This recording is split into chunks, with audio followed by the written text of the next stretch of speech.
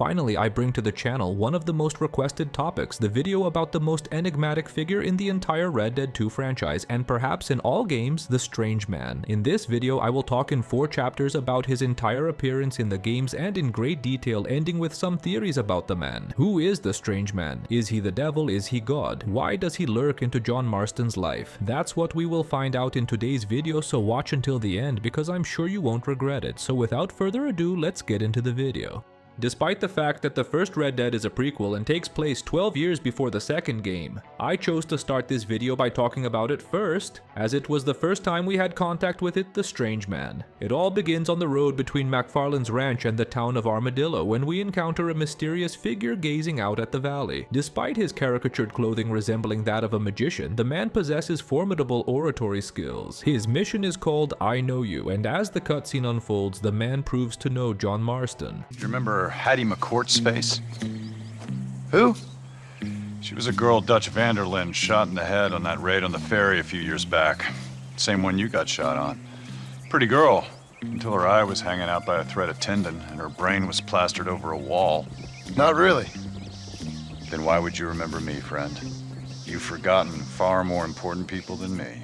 He mentions a woman named Haida McCourt, a fatal victim of a robbery that John's former gang had carried out. She was violently murdered by Dutch van der Linde, with her eye hanging out of her face and the remains of her brain scattered on the wall. It's important not to confuse this woman with Muriel Scranton, the girl Dutch kills at the Blackwater Bank. Hearing about Haida McCourt and the ferry robbery before the release of Red Dead 2, we knew practically nothing about this subject. But with the release of Red Dead 2, which starts with the gang facing the consequences of that same robbery, we began to uncover a lot. Javier and John's accounts leave no doubt. What really happened on that boat? We had the money, it seemed fine. Then suddenly they were everywhere. Dutch killed a girl in a bad way. But it was a bad situation. That ain't like him, though. Sometimes I start thinking about that girl. Javier knows what we saw, and it weren't pretty. Ask Micah. Although, he encouraged it. Weren't pretty at all. I just hope Dutch was right when he said that we had to do it to survive. Sometimes, you just gotta do really bad things, I guess. The girl was an innocent and definitely did not deserve her fate. But for some reason, Dutch lost control for the first time and took the young girl's life, being encouraged by the most wicked member of the gang, the seed of evil, Micah Bell III. When John responds to the Strange Man by saying he doesn't remember him or Heidi McCourt, the Strange Man says that John has forgotten things much more important than him. With this sentence, he refers to Haley herself, who was an essential pillar for the decline of the Van der Linde gang and the entire redemption journey of the franchise. She represents the beginning of the end of Dutch's civility, who, after the ferry heist, refused to continue fleeing and chose to go straight towards civilization, in search of more trouble and chaos despite Hosea advising otherwise.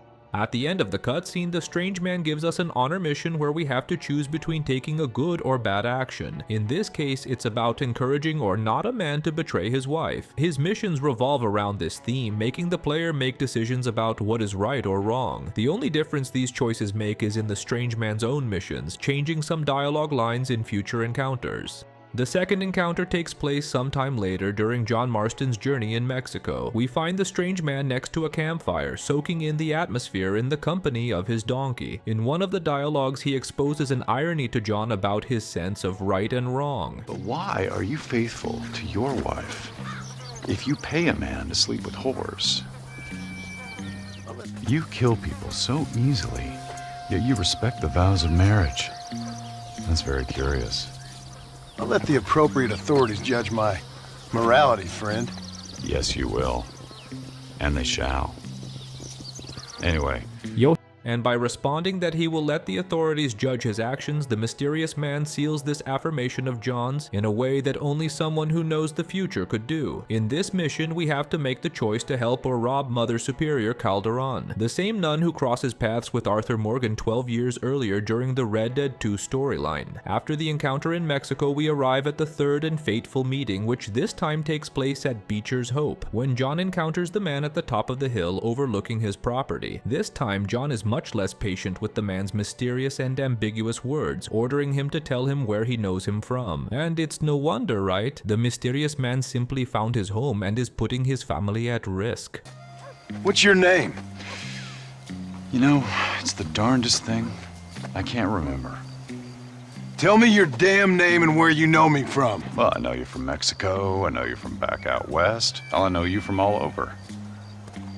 Tell me your name or I won't be responsible for my actions. Oh, but you will. You will be responsible. This is a fine spot. See you around, cowboy. Damn you! Yes, many have. And when ignored by the man, John, in the height of his rage, draws his revolver and fires 4 shots. Strangely, the 4th shot misses while the others do not hit the man, who continues his walk steadily and imposingly until he disappears into the vastness of the universe, never to be seen again throughout the course of the story. As there is nothing without reason in Rockstar Games, the 4th shot missed for a reason. When mentioning that it was a beautiful spot, the strange man was referring to the future graves of John, Abigail, and Uncle, which would be situated in the exact same spot. Each of the tombstones is represented by a bullet that came out of John's revolver. As for the 4th one, originally meant for Jack, it failed to fire, sparing the life of the young boy at the time. And this didn't happen by chance, as revolvers are extremely reliable weapons that jam much less frequently than others. So there was certainly some divine intervention for such an unforeseen event to occur. After this encounter, the man never appears in the franchise. Going back 12 years in history, we arrive at Valentine in 1899, where for the second time the mysterious man contacts the gang, but this time indirectly through a man, Jimmy Brooks. During the mission Polite Society Valentine style, the man recognizes Arthur from the Blackwater ferry heist. Hey, who's that guy over there looking at us? Weren't you in Blackwater a few weeks back? Me? No, sir. Ain't from there. Oh, you were. Well, I definitely saw you with a bunch of fellers. Me? No. Impossible. Listen, buddy, come here for a minute. I saw you. Come here. Come on, get! I don't like this.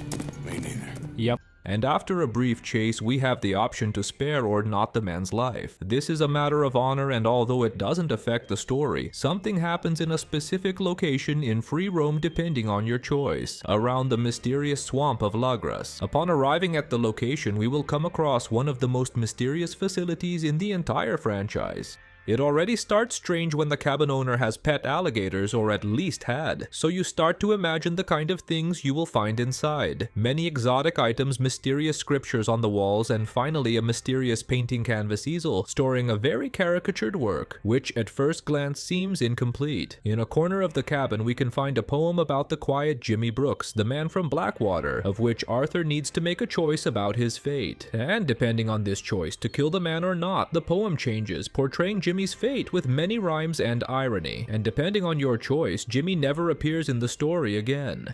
The only thing besides the mission and the poem that we can find is a very curious reference many miles away at Register Rock, located in New Hanover. There are several engravings made by various people, from anonymous to big game personalities, like Otis Miller for example. Among them there is one saying, open quotes, J. Brooks, USA Post, 1863, close quotes. The writing USA Post suggests that Jimmy is a postal service employee of the country, and so far nothing strange. What's really curious is the year, which is listed as 1863. This would make Jimmy around 36 years old in 1899, the year Arthur Morgan meets him in Valentine. This year raises a lot of strangeness, as Jimmy definitely does not appear to be a 36-year-old man, especially during that time when people were already looking rough in their 40s. Assuming that Jimmy wasn't employed by the post office when he was a baby, this writing would leave him with an age between 30 and 40 years old. For comparison purposes, Arthur is 36, while Dutch is 41 and Micah is 39. All three of them appear to be much older than they are compared to the peaceful Jimmy Brooks. This leads to the belief that just like the strange man, the man is a supernatural being, perhaps a ghost, an angel, or something of the sort. He probably died in the past and returned at the behest of the strange man to test Arthur Morgan's morality. Some create a parallel that Jimmy is to Arthur the same as Haida McCourt was to Dutch, a morality test conducted by the strange man, of which Dutch failed, and from there everything started to go wrong, with Dutch losing all his sanity over time. The canonical decision in the game is certainly to spare Jimmy, since his lines even appear during the end of the game when Arthur is at the peak of his epiphany, riding towards Beaver Hollow for the final confrontation. At this moment only very important lines appear, so this represents the importance of Jimmy Brooks to the story. You saved my life. You're a good man, and you saved my life. You're a good man. Another fact that would support the theory that Jimmy is a supernatural creature is the fact that he does not appear again in the game, regardless of your choice to kill him or not, because after fulfilling his purpose, if Jimmy were a supposed ghost, he would finally be free to return to his tombstone to rest for the rest of eternity. But going back to the cabin, there we have the unfinished artwork highlighted in the room, and if we wait a few days past in the game and return from time to time, we will witness the evolution of this art, which goes through 4 stages of development. At each one of them, the image of a man wearing a hat is forming. Well, at this point you probably already have an idea of what he will turn into. In the 4th and final stage, which only appears during the epilogue with John, the art is finalized and reveals a portrait of him, the most mysterious figure in the entire franchise, the Strange Man. And to crown all this effort to watch the evolution of the art, we can actually encounter him in the flesh through the reflection in the mirror next to John. He is calmly standing there observing John without expressing any emotion or words. When we turn around to confront him, he simply vanishes and is never seen again throughout the entire game, much like he does at Beecher's Hope. At this moment we get an idea of where John knows the man from in Red Dead 1, as in the dialogues of the first game. He mentions that the face of the Strange Man is familiar. This is because he has already seen the man in the cabin of Lagras and possibly on the ferry where the Blackwater massacre occurred. Besides these locations, John has already seen the face of the Strange Man on another occasion, many miles away from the cabin in the New Austin region. Before we talk more about this, we need to go back to the cabin in Lagras to observe another sordid detail. Among many mysterious and interesting items, there is a small map containing a small note at the top that says, open quotes, "I offered you happiness or 2 generations, you made your choice," close quotes. By analyzing the map and the writing in the upper left corner, we found that the paper is a map of the town of Armadillo. So our next step takes us to the 3rd chapter of this video. On the way to Armadillo, we may come across this guy by a campfire, and chatting away he reveals something quite mysterious about a figure looming around the town. So, not sure you passed through Armadillo at all. Whew. Place like hell on earth these days. Used to be quite a nice little town too. Now it's just dust storms and disease and death. They taking to burning bodies because they can't bury them fast enough. I mean, when you see it, it really feels like something biblical. And I ain't a religious man.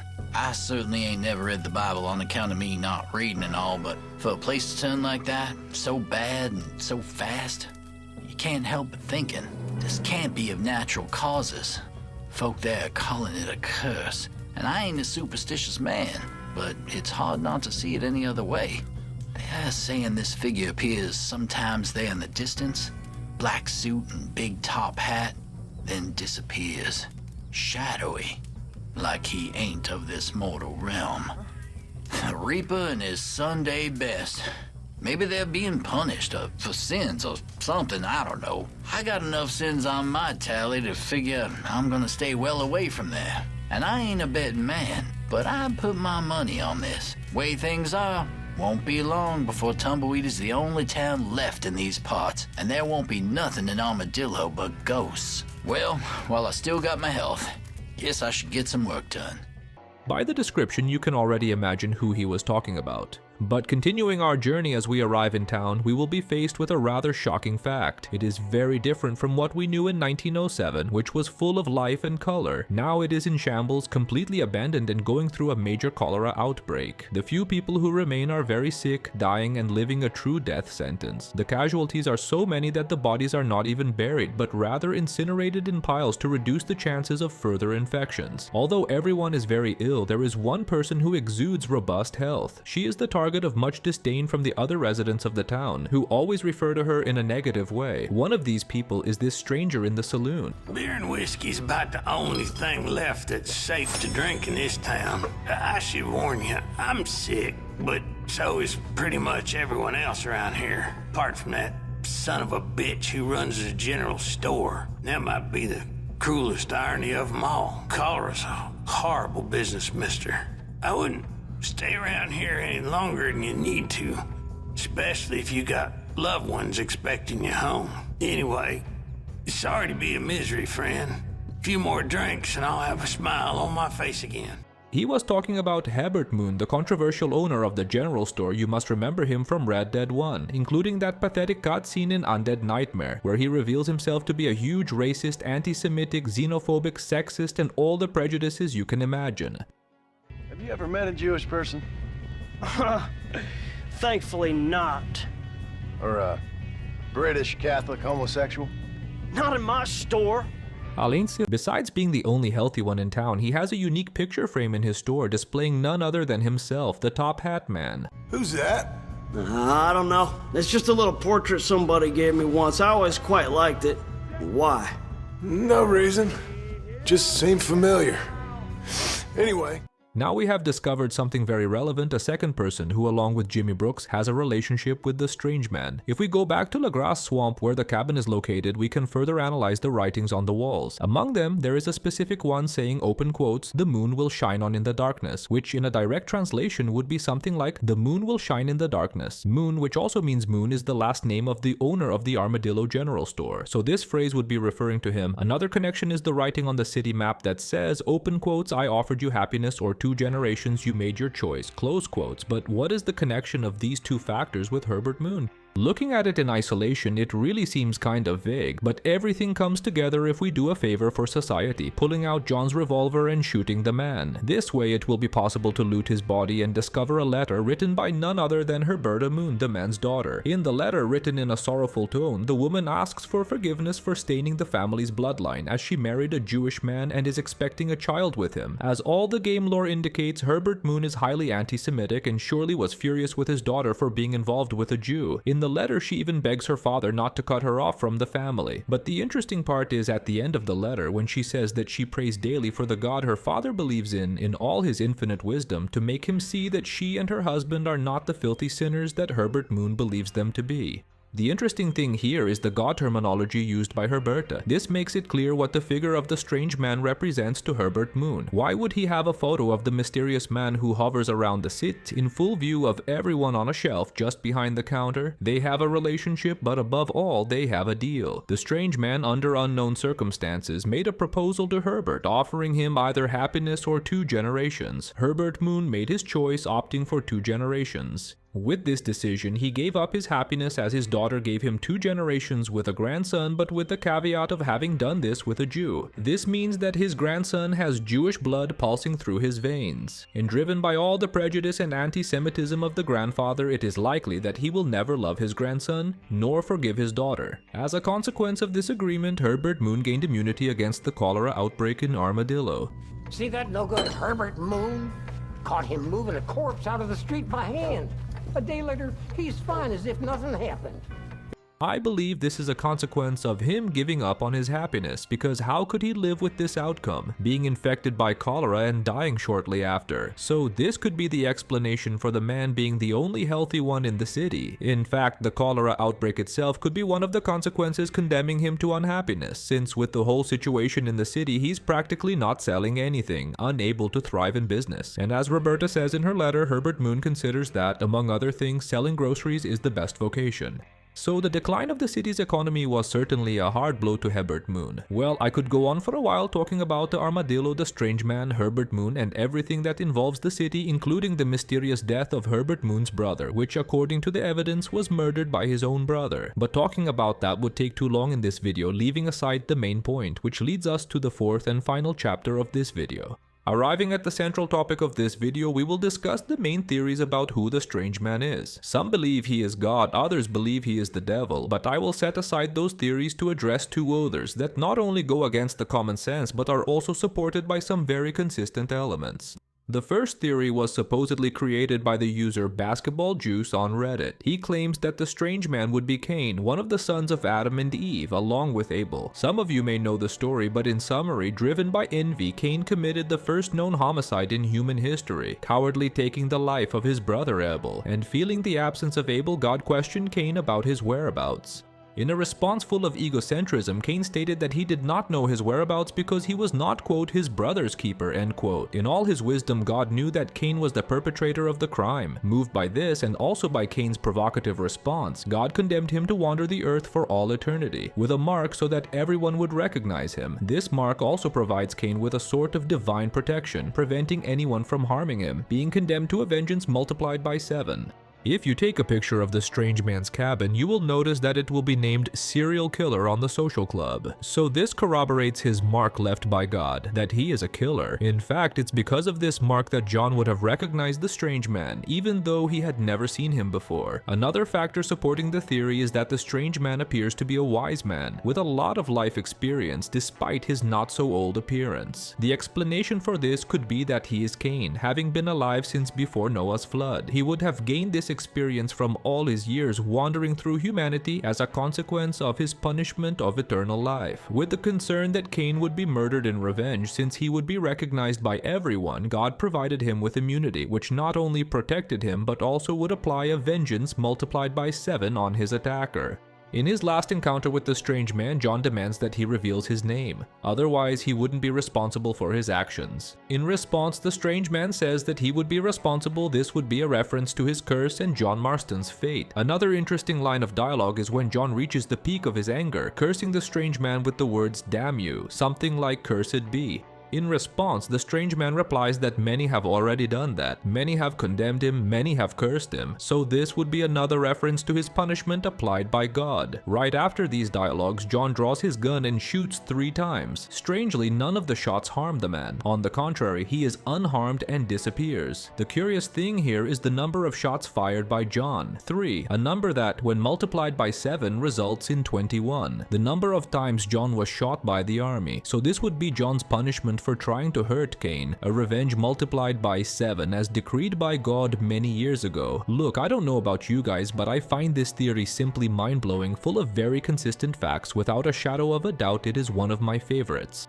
The second one is already different, saying that the strange man would be the Green Reaper, the personification of death. Although the authorship of this theory is unknown, it is widely supported by the Strange Man channel, which is certainly one of the best YouTube channels about Red Dead Redemption. In his videos, he strongly argues that the strange man is the Green Reaper, the personification of death, who is usually represented by a man in a black cloak carrying a scythe. The very man we encounter near Armadillo in a camp says this: Reaper and his Sunday best. Reaper and his Sunday best. Referring to the mysterious top hat man as the Reaper, and stating that he is certainly a being from another plane. In his last dialogue with John, the strange man also mentions that he is a counter. This is one of the nicknames for death, counter, as he lingers around the person waiting for their final moments, literally counting their last minutes of life. And just like in the theory of Cain, the serial killer label in his cabin would endorse this due to all the deaths in his record. Look, I don't know about you guys, but I am much more a fan of the first theory, that the strange man would be Cain, son of Adam and Eve, the first murderer in human history, but I want to hear your opinion on this. Which of the theories do you agree with the most? Leave your opinions in the comments and let's discuss.